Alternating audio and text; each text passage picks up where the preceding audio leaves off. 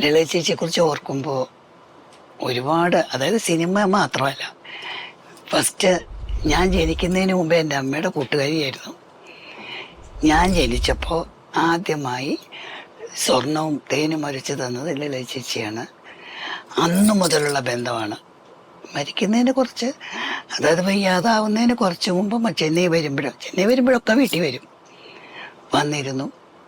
മറ്റൊരു ആത്മബന്ധമാണ് ലളിത ചേച്ചി.